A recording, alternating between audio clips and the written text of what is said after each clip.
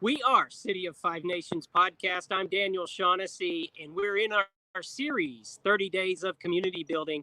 And we've started something new this week in which I introduce myself and I get to talk to people who I've seen afar before, but I haven't really ever got to meet or talk to because it's hard for individuals to go up to new people and actually try to drum up a conversation and get to know one another. So we thought that it would be fairer if I did that with some of our guests. And today, I'm excited to have Trevor Mastin with us. Trevor Mastin. Hello. Well, so Trevor, my earliest remembrances of you were back when you were in high school long ago, and you were doing the high jump. You were quite the athlete back then. I could have been better if I had tried harder, but yes, just using my natural ability, I was a decent high jumper and hurdler. Well, your natural ability are many then, because what you do now, I watched one of your YouTube broadcasts, and I thought that it was hilariously talented, funny. It was a great parody. Tell us, how did you get into doing that? Well, I think we all kind of found some new hobbies during all this quarantining and self-distancing, but I kind of always just made up parody lyrics in my head to songs and sang them to myself and thought they were funny just to entertain myself. And the first one I did was a parody to Wash That Man Right Out of My Hair from South Pacific. And I was like, you know what? That's pretty funny. And I have nothing else to do right now. So I'm going to videotape it and put it on the internet. So that's kind of how it started. Hey, it worked, man. And I thought it was hilarious. You're right. Tell us a little bit about Trevor Mastin, where you come from, where you've been, and what you're doing now. Well, I was born in Shawnee, and at the time, my parents were living in Prague, Oklahoma. So until I was about 8, we lived in Prague, Oklahoma, and then we moved to Shawnee. I was here up until about my sophomore, junior year of college, where I went to OBU, and then I transferred to UCO. Went to UCO for a few years, and then I moved to New York City and lived in New York City for a few years until I felt like it was too stressful and moved back to a slower pace in Shawnee, Oklahoma. So tell us a little bit about that excursion to New York City. I have a few daughters who have moved to New York City, and I love it as a place to visit. But I don't know how I could handle it, living there. What kind of experiences did you have in New York City? Well, I think I pretty much had the cliche experience of living in New York City. I went to school for theater and musical theater and moved to New York to go live out a dream. And I was a waiter in Times Square, and pretty much any cliche you could tie around that I went through. There were hard times with no money, and there were always good friends to kind of realize that I was not alone in that situation. So that was good. I lost you there at the end. I heard that the experience, though, it's not as easy as one might think to fulfill your dreams, in the sense of New York City is the epitome of what you would do in theater and in acting. But it's a hard thing to actually get in there and then actually get what they call the breaks in order to be able to pursue your dream. Well, most people who are in college for musical theater or want to do it and want to pursue it and move to New York City are, I don't want to use these words degradingly, but they're average size. They're the 5'7" to 6'1", and there's a million other people out there like them, and they go into it knowing it's going to be really, really hard. And I'm 6'6", and what I thought was pretty unique, but then you get to New York and it's like, oh, there are 100 other me's who are fighting for the same role. So it just is kind of a wake-up call that, yeah, it's going to be hard, whoever you are. Even if you walk in and book your first audition and your first show, the journey's not over. That doesn't mean you're going to be set for the rest of your career to be doing shows. So Okay, so he dropped out, so I'm going to drop in until he gets back. So I know that you've done some directing too. So let's talk about some of that. Yes. I know you've done some of the little theater stuff. I actually, it's been a kind of a battle of what do I like more, being on stage or being kind of behind the scenes. And I think I do like directing and choreographing more than performing. It's less to memorize, that's for sure. So it's a lot more to handle on your plate overall, but a little less pressure to be under the spotlight. So the first show I directed was my senior year of high school. It was a little review that I put together for my senior project, and it was called Gimme Broadway. And it was just basically my favorite songs from musicals at the time, and some friends performed them, and it was really fun. And I choreographed it and directed it. And the first actual production at a real theater was South Pacific at Shawnee Little Theater. I directed. That was my real first directorial debut. And from then I did 9 to 5, the musical, Hands on a Hard Body. I've done a lot more like little review type shows and things, places. I just did one about this time last year for Lincoln County in Chandler. That was all Rodgers and Hammerstein music. That was kind of a donation-based fundraiser show for their competition show that they were taking on the road. So directed and choreographed that too. So I'm rarely working on less than 2 shows at a time. So, which is good. What has been your favorite show to actually be in? Because I've seen you in a couple myself. So what's your favorite so far? To be in? That is really hard. So we just did 39 Steps at Shawnee Little Theater, where there's 4 actors on stage, and 2 of them, the lead guy plays himself the whole show. He's one character. The woman in the show plays 3 characters, and then there are 2 other characters or 2 other actors that play, like, I think we counted 18 characters each or something. Like, it was a lot. So every time I came on stage, I was a different person, a different costume, different this, different that. So that was really fun. And it was just kind of fun to see which people the audience was going to laugh at that night, or which characters the audience was really going to respond to.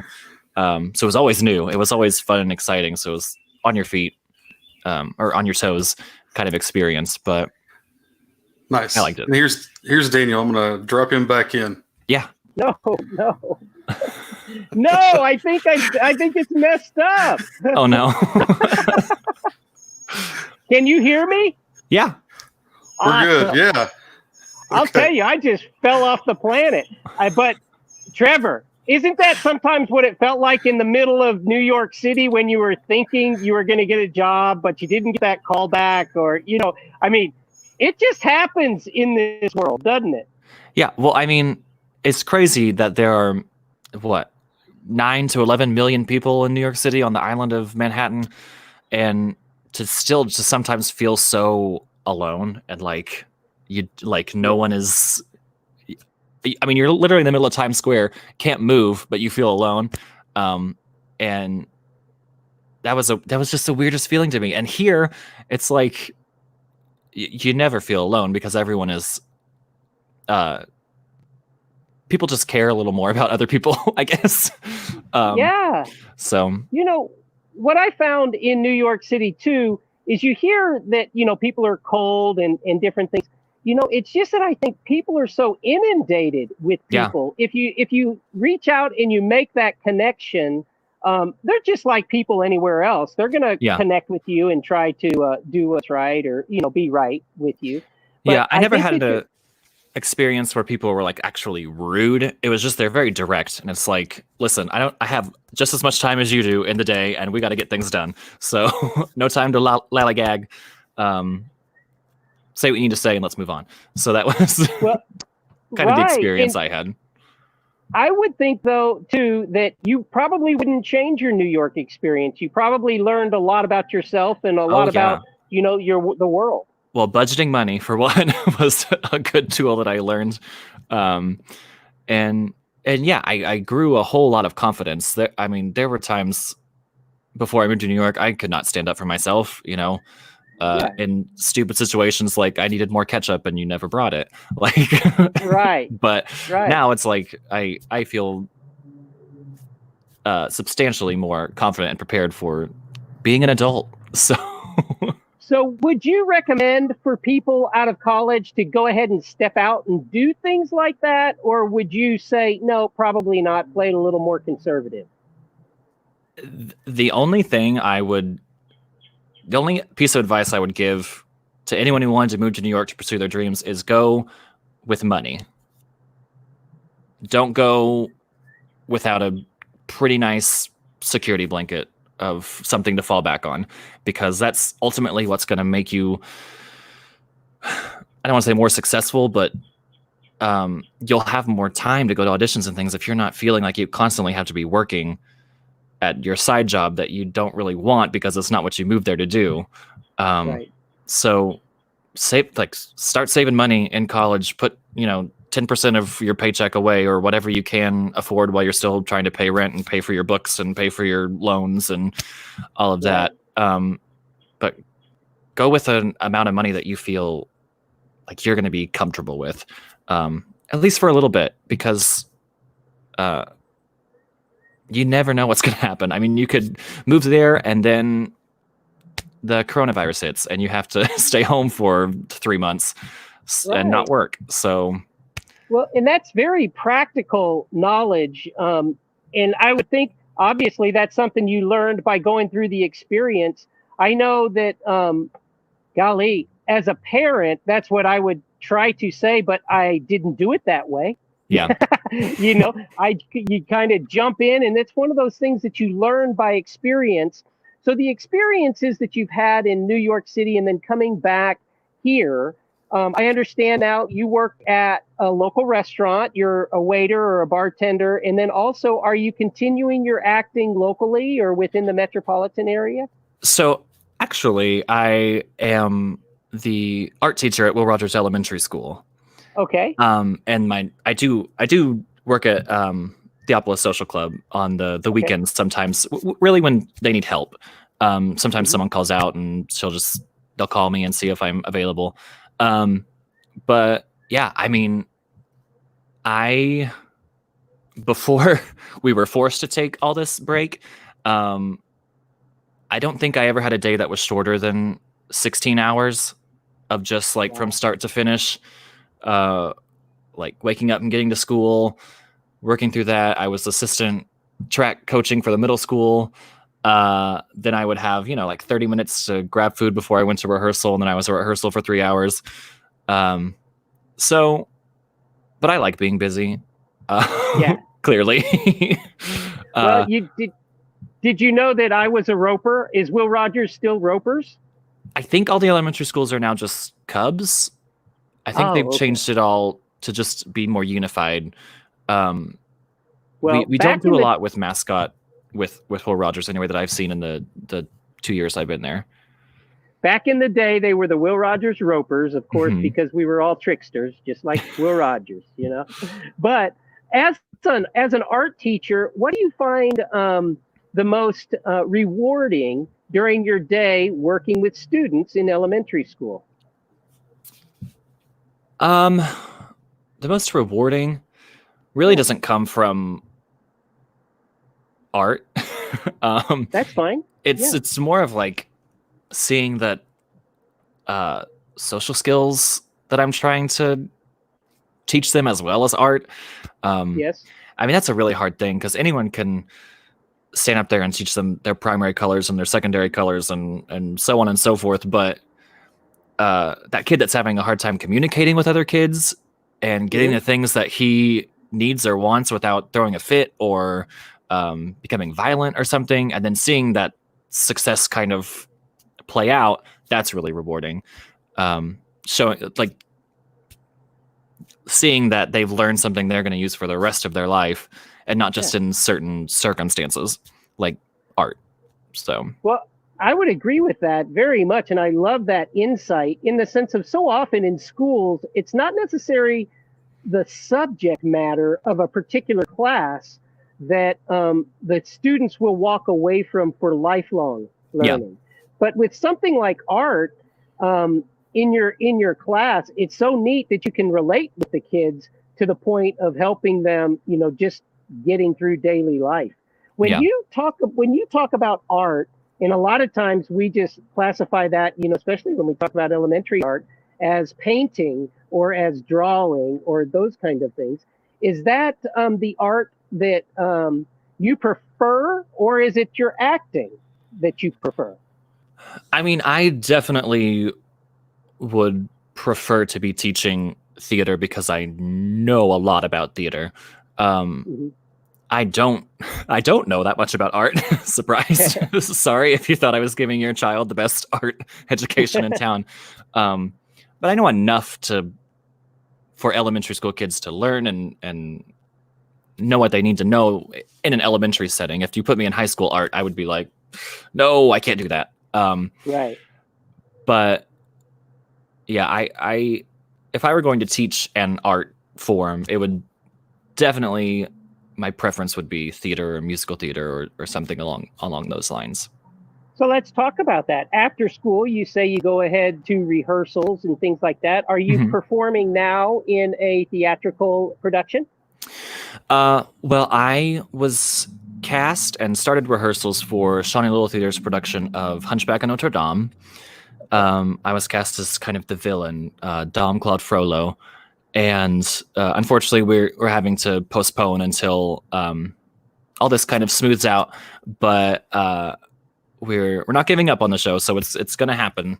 And those rehearsals were really hard because I realized how much I rely on comedy, and this character is not funny at all. It's very serious and very dark.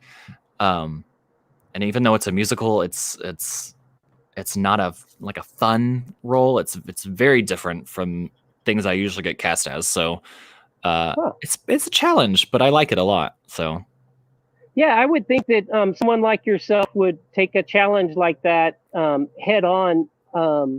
Do you do a lot of musicals? I know the parody that I saw, it was a musical as well. Yes. Do you prefer that? Yeah. If I were to show you my entire resume from day one of starting doing shows to today, I would say 95% of what is on there is a musical, whether that's choreographer or director or being in, or I've designed a few sets as well, which has been that's been really fun too. I would love to try and take some kind of course on set design so I can get better at that, because I really like doing it. I've done the set for all the shows I've directed, so I guess I've done about 5 or 6 total sets, designing anyway, not constructing the whole thing. So how long have you known, Trevor, that you really like drama?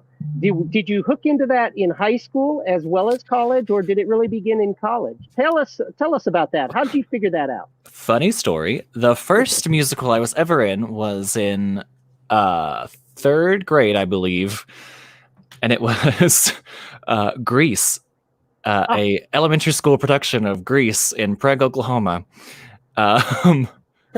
Which, if you know the musical Grease, it's not really appropriate for elementary school kids to be doing. So there were a lot of lyric changes. My personal favorite was, instead of "we made out under the dock," it was "we caught trout under the dock." And I remember rehearsing the music with the music teacher for that production, and there was some really high-pitched solo or something in one song, and it hadn't been assigned, or she said she wasn't going to do it. And so in rehearsal, I just did it one day because I thought I was cool. Then she was like, "Okay, well, you're going to do that in the show." And I was like, okay. So I bet you nailed it. I think so. There's probably a home video somewhere of that. But that was kind of the spark of wanting to be on stage and doing things. But I don't think I did another show until 8th grade, I want to say. But I also kind of had a transition where I moved from Prague to Shawnee and was, had a whole moving transition, and theater wasn't really readily available until I was in middle school. Mm-hmm. But yeah, then in 8th grade we did a junior version of Into the Woods, and I played the baker, and definitely from then on it was like, yep, I want to be on stage and do theater and perform. I love it. I know the Shawnee Little Theater for a long time has been a fun place for a lot of individuals, but also you're not going to make a living there. Correct. And have you transitioned a little bit in your outlook of how you are going to pursue your dream like this? And do you want to be a teacher now, or is it something in which you just kind of feel in the interim and you have long-term goals that you might share with us? Well, I do have, I guess, a side business, I would call it, of choreographing shows. And there is a little bit of money in choreographing shows. They tend to pay a choreographer, not at Shawnee Little Theater. Ooh, sorry. Right. But I choreographed. This was my 8th year, I believe, to choreograph for Southmore High School. And I was in the middle of choreographing for the show choir at Shawnee High School, and then we were about to start rehearsals for their musical before we had to kind of, school ended abruptly. So I would say at least twice a year I get a paying gig in theater somehow. So out of the 6 to 8 shows a year, 20% of them are paid. So very good. You're kind of the entrepreneur yourself. You got your side gig, but you're still entrepreneuring it out there. Yeah. I just can't get enough. Like that. So yeah, I really like that, because it sounds to me, Trevor, like no matter what comes down the pike, you're still going to follow your dream. You're going to do what you like to do, and you're going to make life fit according to how you feel you want to live. Yeah. I mean, I think that's a great way to put it. Well, I try to be as responsible as I can within those parameters, but yeah. Well, we all learn from our experiences. I love you being able to share about your New York experience, and now as art teacher over at Will Rogers, I'm happy that you're here with us. I'm happy that you're back, and I hope to run into you again soon, maybe over at Will Rogers or at some event. Yeah. Thank you very much. No, that's okay. Thank you very much for taking the time and letting me get to know you a little bit better today. Yeah, well, thank you for asking me to do this. It's been great. It's a fun experience. Well, we'll look for some more of your YouTube videos, and we'll share the next one we see, okay? Okay, awesome. All right. You have a great afternoon. Tell your family that we said hello. All right, thank you. You as well. Bye-bye. Today, Trevor Mastin. What a huge experience that is, to hear about other people's experiences in places that perhaps you've always wanted to go. To hear a young man share about the realities of life when you go and you follow your dream, that it always doesn't necessarily end up rosy, and not everybody makes it to stardom, but yet having the experiences that teach us something, and then we're able to apply that and continue to live within our dream life. I so appreciate Trevor Mastin and what he was able to share today. Tomorrow, we're going to have another interesting conversation as we welcome 2 community leaders from our industry complex, as well as from the retail world. We have Jeff Madison and Josh Inda. Jeff of Chick-fil-A and Josh Inda of Indico Metals, both coming on to talk about entrepreneurism and the economy, as well as economic development within our areas. It'll be an interesting conversation, whether you're an entrepreneur yourself, or perhaps you're considering different job or employment in different places. You'll be able to learn a lot tomorrow from our guests, as I will too, getting to know 2 more individuals right here in the city of 5 Nations, where all of us together, we are building community, one season at a time. We'll see everybody tomorrow. Thanks for watching.